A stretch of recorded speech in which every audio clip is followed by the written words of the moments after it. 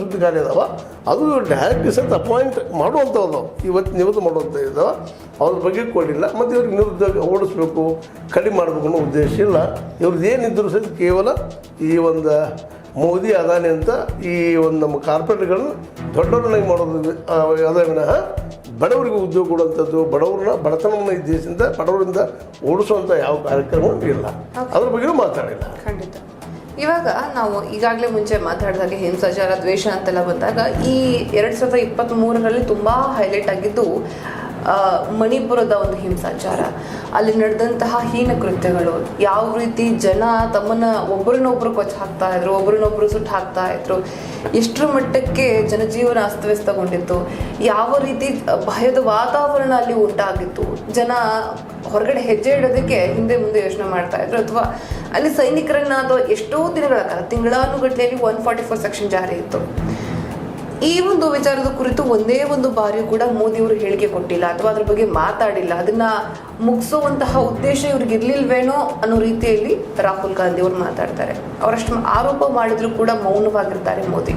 ಹಾಗಾದ್ರೆ ಇದೆಲ್ಲ pre planned ನಿಜಕ್ಕೂ ಇವರೆಲ್ಲ ಆರೋಪ ಮಾಡೋ ಹಾಗೆ ಈ RSS ದಿಂದನೋ ಅಥವಾ BJP-ಇಂದನೋ ಇವ್ರು ಹಾಕಿದಂಥ ವಿಷ ಬೀಜದಿಂದನೋ ಅಲ್ಲಿ ಅಷ್ಟರ ಮಟ್ಟಿಗೆ ಬೆಂಕಿ ಹತ್ತಿದ್ದ ಸರ್? ಹೌದು, ನಿಜವಾಗ ಹತ್ತಿದ್ದಂತೆ ಸತ್ಯ, ಅದರೇನು ಸುಳ್ಳೇನಲ್ಲ. ಮಣಿಪುರ ಅಂದಿದ್ದು ಊರು ಹೋಗಿದ್ದು ಅಷ್ಟೇ ಸತ್ಯದ. ಆ ಒಂದು ಏನಪ್ಪ ಅಂತಂದ್ರೆ ಮಣಿಪುರದಲ್ಲೇ ಯಾವ ರೀತಿ ಅಲ್ಲಿ ದ್ವೇಷ ಮತ್ತು ಹೇಳಿದಿರಿ, ಎಕ್ಸ್ಪ್ಲೇನ್ ಮಾಡಿದ್ದೀರಿ, ಅದೆಲ್ಲ ಸತ್ಯನದು ಇಲ್ಲ ಅಂತಲ್ಲ. ಅದ್ರ ಬಗ್ಗೆ ಇಲ್ಲಿವರೆಗೆ ಒಂದು ಮಾತನ್ನು ಸಹಿತ ಮೋದಿಯವರು ಮಾತಾಡಲಿಲ್ಲ, ಪ್ರಧಾನಿಯವರು. ಆದರೆ ಕೊನೆಗೆ ಮೊನ್ನೆ ಮಾತ್ರ ಒಂದೆರಡು ಮಾತು ಮಾತಾಡಿದ್ರು. ಎಲ್ಲ ಶಾಂತಿ ಅಂತ ಹೊರಟದ, ಅಲ್ಲೇನು ಕಡಿಮೆ ಆಗ್ಯದ ದ್ವೇಷ ಅಂತೇಳಿ. ಇನ್ನೂ ಕಡಿಮೆ ಆಗಿಲ್ಲ, ಇನ್ನೂ ದ್ವೇಷದ, ಇನ್ನೂ ಅಲ್ಲಿ ಪರಿಸ್ಥಿತಿ ನಾಜೂಕಾಗಿದೆ.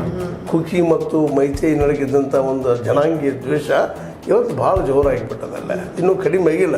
ಅದ್ರ ಬಗ್ಗೆ ಏನೂ ಮಾತಿಲ್ಲ. ಇಷ್ಟೆಲ್ಲ ಚರ್ಚೆ ಮಾಡಿದರು, ಇಷ್ಟೆಲ್ಲ ಕೇಳಿದರು, ಪ್ರಶ್ನೆಗಳು ಹಾಕಿದರು. ಸ್ವತಃ ಈ ಮಣಿಪುರ ಬಗ್ಗೆ ಮಾತಾಡಬೇಕಾಗಿದ್ದಂಥ RSSದ ನಮ್ಮ ಮೋಹನ್ ಭಾಗವತ್ರವರು ಹೇಳಿದರು ಸಹಿತ ಅದಕ್ಕೆ ಇವತ್ತಿನವರೆಗೂ ಸರಿಯಾದ ಉತ್ತರವನ್ನು ಅದಕ್ಕೆ ಉತ್ತರ ಕೊಡಲಿಲ್ಲ. ಜೊತೆಗೆ ಅದಕ್ಕೆ ಪರಿಹಾರನೂ ಹುಡುಕ್ತಾ ಇಲ್ಲ ಅಂತ. ಯಾಕೆ ಪರಿಹಾರ ಆಗ್ತಾ ಇದ್ರೆ ನಡೆದ ನಾವು ಒಂದು ಎಷ್ಟು 11,000 ಮಂದಿ ಒಳಗೆ ಹಾಕಿದ್ವಿ, ಮತ್ತೇನೋ ಒಂದು ಕೊಟ್ಟು ಅಷ್ಟು ನಾವು ಕೇಸ್ ಹಾಕಿದ್ವಿ, FIR ಆಗಿದೆ ಅಂತ ಹೇಳಿದ್ಬಿಣ. ಅದು ಎಲ್ಲಿ ಬಂದಿರ್ತದೆ, ಏನಾಗಿದ್ರಿ ಅಂತ ಉತ್ತರ ಇಲ್ಲ. ಶಾಂತಿ ಅಂತ ಹೊರಟದ ಅಂತ ಹೇಳ್ತಾ ಇದ್ದಾರೆ. ಇದರ ಅರ್ಥ ಅವರಲ್ಲಿ ಶಾಂತಿ ಏನು ಸ್ಥಾಪಿಸ್ಬೇಕು ಅನ್ನುವಂಥ ಪ್ರಯತ್ನವನ್ನು ಮನಸ್ಸು ಇಚ್ಛೆ ಮಾಡಿಲ್ಲ ಅಂತ ಸ್ಪಷ್ಟ ಆಗಿರುತ್ತೆ.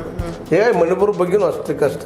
ಮುಂದೆ ಅದೇ ಕಾಲಕ್ಕೆ ಈ ರೈತರ ಬಗ್ಗೆನೂ ಚರ್ಚೆ ಆಗಲಿಲ್ಲ ಅಲ್ಲಿ. ಇದು ಸಹಿತ ಅವ್ರು ಪ್ರಶ್ನೆ ಮಾಡಿದ್ರು ಸಹಿತ ಅದಕ್ಕೂ ಉತ್ತರ ಕೊಟ್ಟಿಲ್ಲ. MSP ಬದಲಾಗಿ ಇವೆಲ್ಲ